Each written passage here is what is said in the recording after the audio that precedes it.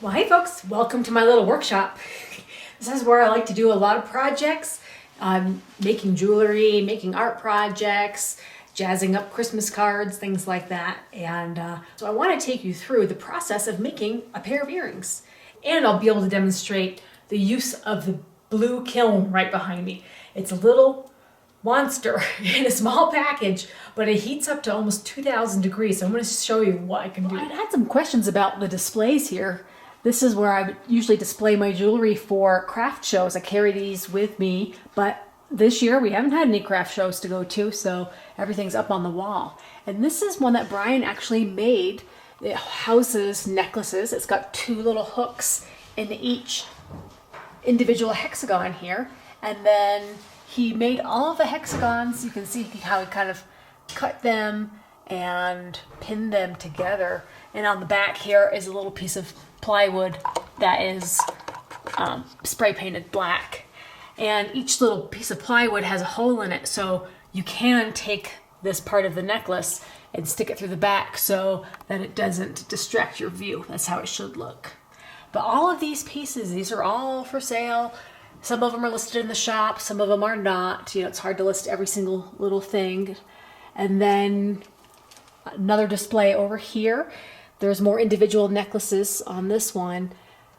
But usually the larger hexagon displays I use for earrings. And then I use magnets on the back of the earrings to hold them into place. So I do a lot with electroforming. That's the process of using an electric current to grow copper around an organic material or around a material that is conductive. So I use a conductive surface, conductive paint. And these are all enameled. This is glass on top of copper, all of these earrings, just different combinations of glass. I used multiple different colors, and some of the glass enamels spread and create these really webbed effects, really cool. So I do a lot with florals, I do a lot with the hexagons, and I like to make things that are kind of garden inspired or bee inspired, or even with crystals and stones. I like to make things pretty natural, earthy looking. This pair right here is raw emeralds that came from North Carolina. So those are unpolished, uncut emeralds just in their raw state. Kind of interesting. And then I also do a lot with the honeycomb themselves. So inside of this is actually beeswax honeycomb, but it's completely encased in copper. And I'll put a link to the actual video I made of how to make this style of electroformed honeycomb earrings. I actually have that in a bracelet. So what I'm going to demonstrate today is making a pair of enameled earrings, because this way we get to use the kiln. It's really, really, really fun. And over here is where the kiln lives. It's about an 8-inch deep box, ceramic shelves right here, and this is a Paragon SC2 kiln. It's the larger size of the Paragon kiln. I think I bought this on eBay about 5 years ago, so it's worked really well. So let's see it in action.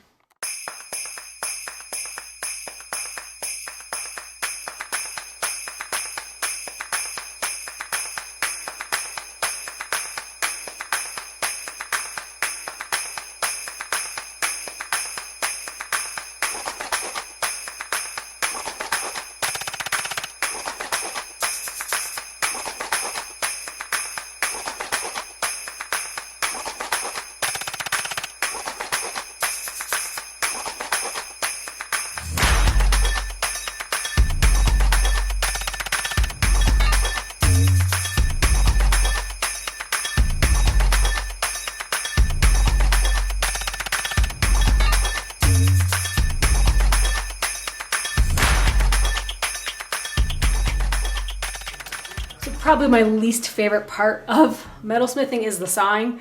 It's not my skill set. I tend to break the blades pretty easily just because too much pressure in one direction, if you're turning it or twisting it, it just snaps the blade so easy. So here's my leaf form. So now the next step is to file the edges, and then to form it a little bit more, I'm going to put down a crease down the middle and kind of give some 3-dimension to that. And that's a technique called chasing and repoussé. So I'm going to break out the materials for that next. But you can see I had gotten ahead this year. I've got all kinds of shapes. I've got more leaf shapes. I like the green leaves, and I like the aspen leaves as well. So I did a lot of these earlier this year, but never really got more into it because the lack of the art and craft shows this year. So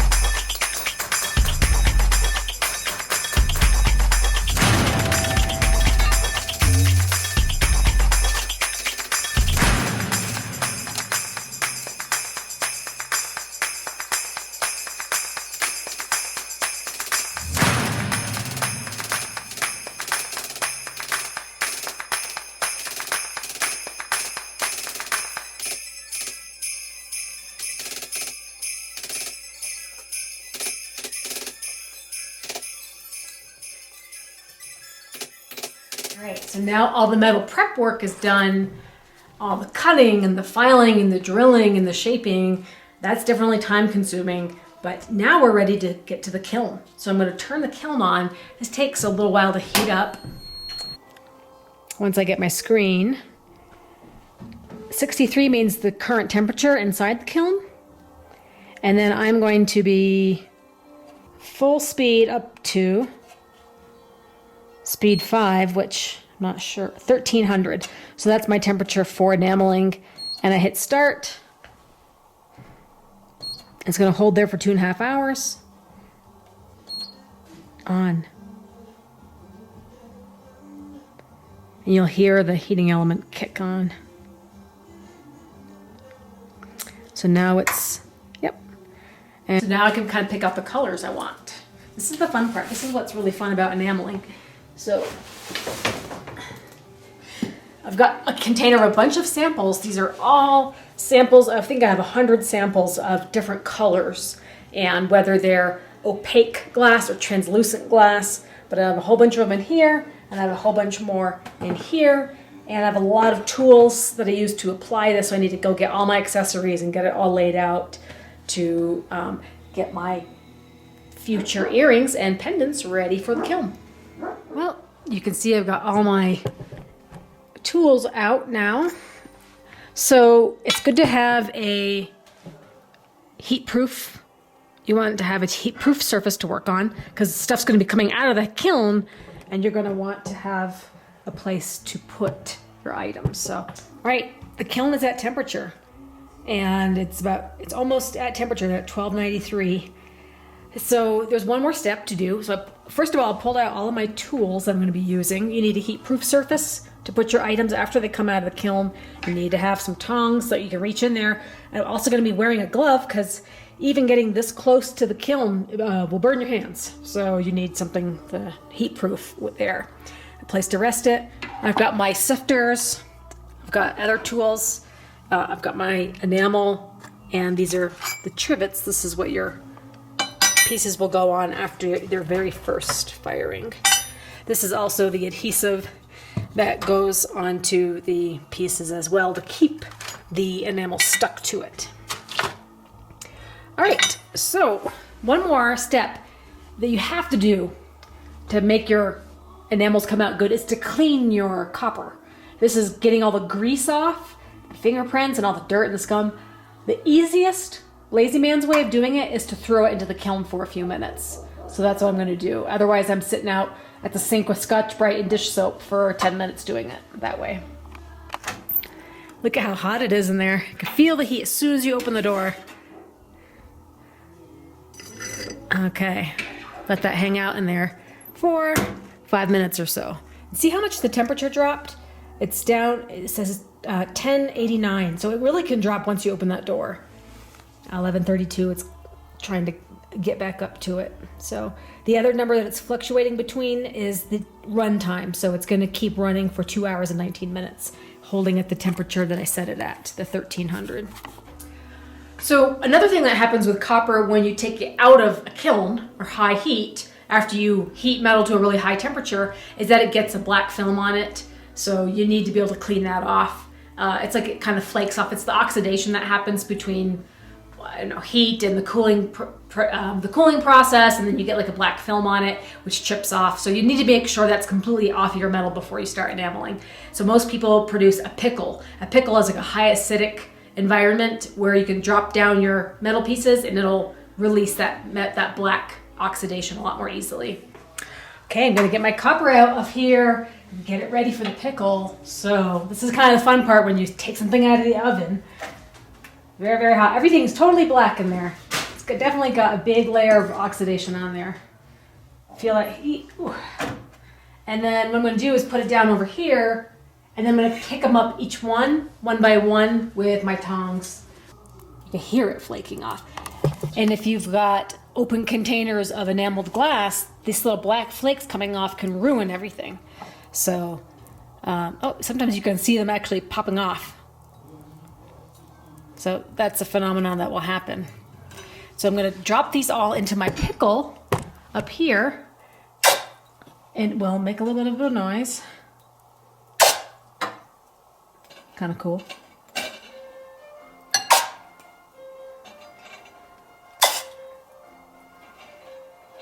And then a few minutes in the pickle, it should take off all the black. And then we're ready for business.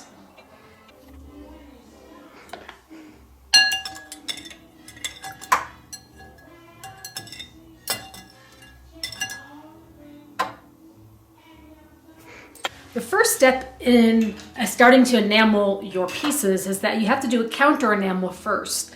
It's enamel that's going to go on the back side of the piece, and you just sort of paint it on. It's kind of like glue. It's just helping the enamel stick to the piece.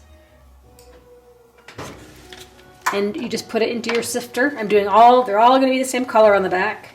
So put a generous amount on there. And then how I was taught is that you can run your fingernail along this handle of the sifter, and it creates a nice even spread of enamel.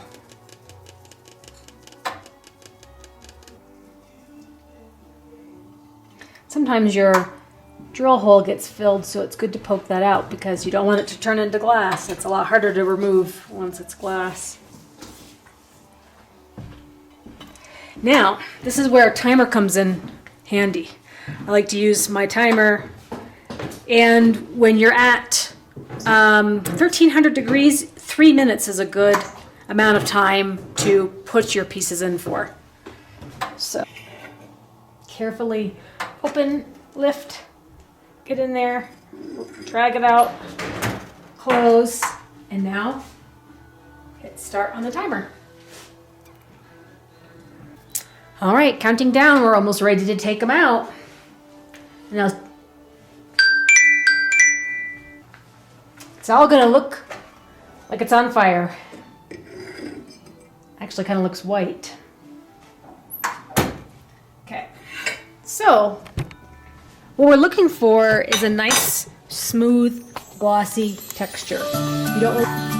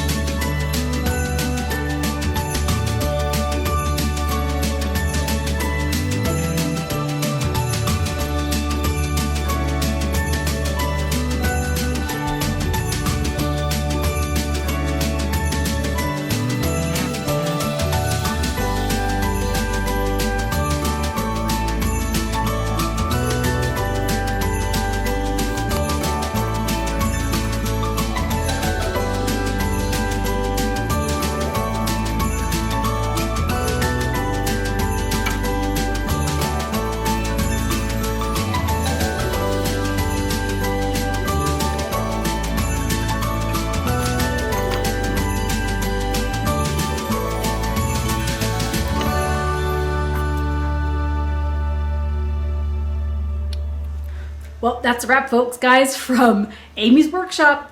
Busy day making some necklaces and some earrings just to kind of demonstrate the enameling process. Definitely hope to share with you guys some of the other techniques I do with metal clays, more use of the kiln, maybe even the electroforming at some point. But it's always fun to kind of get back working with the hands and the tools and share some really fun pieces. So I've got the aspen leaves and then just some regular drop leaves and earrings and pendants.